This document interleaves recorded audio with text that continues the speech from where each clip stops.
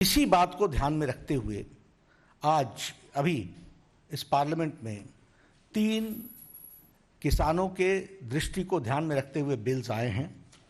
एक तो कल लोकसभा में चर्चा होकर पारित भी हो गया, एसेंशियल कमोडिटीज एक्ट। उसी तरीके से farmers produce trade and commerce act और farmers empowerment and protection agreement on price assurance. ये तीनों जो बिल्स हैं जो अभी लोकसभा राज्यसभा में चर्चा हो रहे हैं, एसेंशियल कमोडिटी बिल तो कल लोकसभा से पारित हुआ है, अब राज्यसभा में जाएगा। ये तीनों ही बिल बहुत दूरदृष्टि रखते हैं और बहुत दूरदृष्टि रखते हुए इन बिल्स को एक्ट के रूप में हम सब लोग पार्लियामेंट में पास कर रहे हैं। यह किसानों के उत्पाद का, प्रोड्यूस का दाम बहुत तीव्र गति से आगे बढ़ाने वाले ये तीनों ही बिल रहने वाले हैं। और उसी तरीके से निवेश हो एग्रीकल्चर सेक्टर में, कृषि क्षेत्र में निवेश को बढ़ाने में ये तीनों ही बिल बहुत महत्वपूर्ण भी हैं और बहुत लाभकारी भी हैं, कारक हैं। इसको हमको समझना चाहिए। अब मैं अगर बात करूं एसेंशियल फूड कमोडिटीज एक्ट की, 1955 का एक्ट है, 1955 का। उस समय हमारे यहाँ फूड ग्रेन्स की शॉर्टेज थी।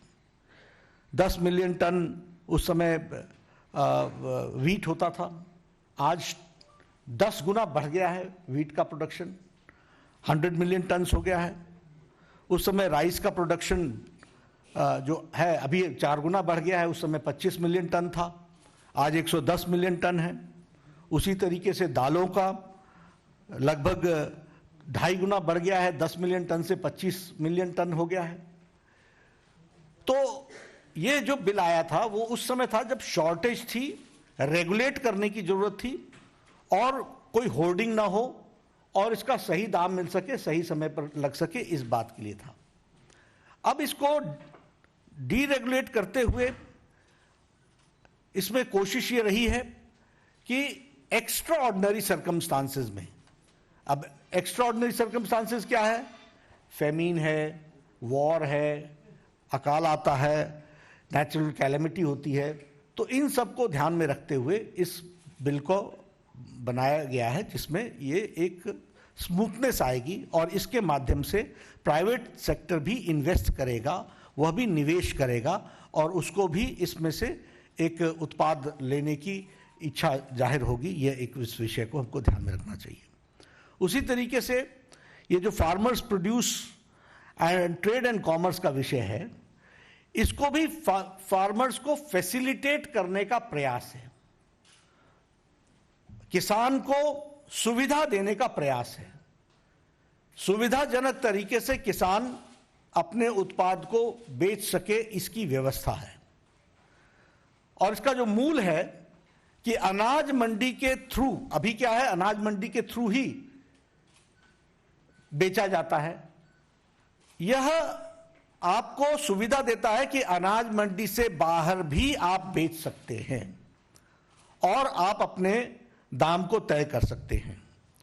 और इसी तरीके से ये ट्रांसपेरेंट, पारदर्शी व्यवस्था है और किसान कंपेयर कर लेगा कि कहां हमको उचित दाम मिल रहा है। कॉम्पिटिटिव होगा कि हमको वहां इतना दाम मिल रहा है, आप इतने में देंगे तो मैं यहां बेचूंगा। ये कंपटीशन का भी इसमें से विषय आएगा।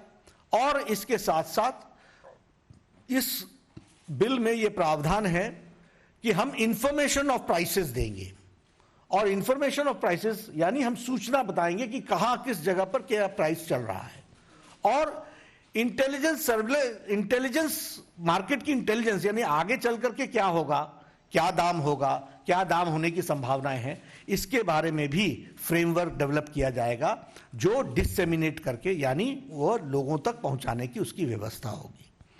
उसी तरीके से ये जो farmers empowerment protection agreement act है, यह भी हम लोग जानते हैं कि कॉन्ट्रैक्ट फार्मिंग में, आपको मालूम है कि किस तरीके से कॉन्ट्रैक्ट फार्मिंग होती थी और उसमें हमेशा ये खतरा बना रहता है कि जमीन का मालिक बन जाएगा जो स्पॉन्सरर है, जो कि वहां पर कॉन्ट्रैक्ट फार्मिंग के लिए आया है। अब कॉन्ट्रैक्ट फार्मिंग आवश्यक इसलिए भी है कि सब लोग खेती अपने आप नहीं करते हैं, वो किसी से करवाते हैं। तो इसमें मॉडल एग्रीमेंट्स बनाए गए हैं कि मॉडल एग्रीमेंट के माध्यम से रिटन एग्रीमेंट होगा और लिमिटेड पीरियड के लिए लिमिटेड ये एग्रीमेंट होगा। एग्रीमेंट जो होगा वह उत्पाद के जो उत्पाद होगा उस पर होगा, और यह एग्रीमेंट भी रीजनल भाषा में होगा ताकि किसान पढ़ सके, समझ सके, जान सके। कोई भी मॉडिफिकेशन उस जमीन पर अगर इन्वेस्ट करने वाला करता है तो भी उसका मलकियत, उसका अधिकार किसान का होगा, और इसके साथ साथ ये सेम डे उसको पेमेंट हो जाएगी जिस दिन क्वालिटी अपना एक्सेप्टेंस होती है। जो उत्पाद की क्वालिटी, जिस क्वालिटी में वो उसके सामने जाता है उस पर उसकी पेमेंट हो जाएगी, ये हमको ध्यान में रखना चाहिए। और इसके साथ साथ एश्योर्ड प्राइस, बोनस और वेरिएबल्स, ये तीनों कॉन्ट्रैक्ट के हिस्से होंगे। तो ये किसान को इस बात का डर नहीं होगा कि बाढ़ आ गई तो मेरे खेत का क्या होगा, मेरे किसान का क्या होगा, मौसम खराब हो गया तो मेरा क्या होगा। तो ये तीनों ही बिल्स जो हैं वह किसान के पक्ष में और किसान को की सेवा करने वाला और किसान के मार्केट में और दाम मिलने में जितने भी रुकावटें थी, बॉटलनेक्स थे, उन सारों को दूर करने का प्रयास किया गया है। और मैं इसके साथ साथ ये बताना चाहता हूं, आज कांग्रेस पार्टी इन बिलों का विरोध कर रही है। इसका दोहरा चेहरा है। ये हमेशा हर चीज में इनका काम राजनीति करना है। कांग्रेस को सिवाय राजनीति के और कुछ नहीं आता। यही कांग्रेस थी जिसने 2013-14 में यूपीए की सरकार में अपनी स्टेट गवर्नमेंट्स को, उस समय कर्नाटक में, असम में, हिमाचल प्रदेश में, हरियाणा में, मेघालय में फूड और वेजिटेबल्स को इसने एपीएमसी से डी नोटिफाई कराया था। एग्रीकल्चर प्रोड्यूस मार्केटिंग कमेटी से बाहर इन्होंने डी नोटिफाई कराया था। अभी भी कांग्रेस का ये अपने मैनिफेस्टो में, 2019 के मैनिफेस्टो में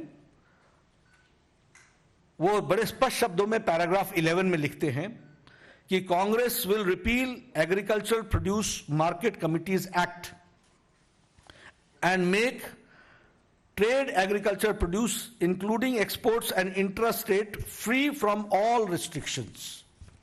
ये देखिए, Congress unleashes wholesale reform fruit and vegetable mandis. ये है, इसकी तारीख है 7 जनवरी 2014, यूपीए की सरकार।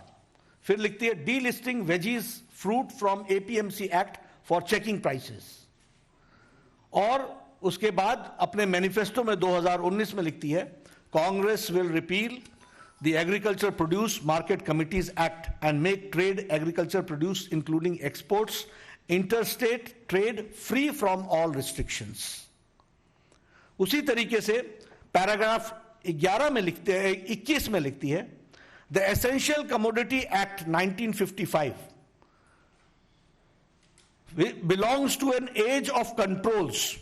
Congress promises to replace the act, and enabling law can be invoked only in case of emergencies.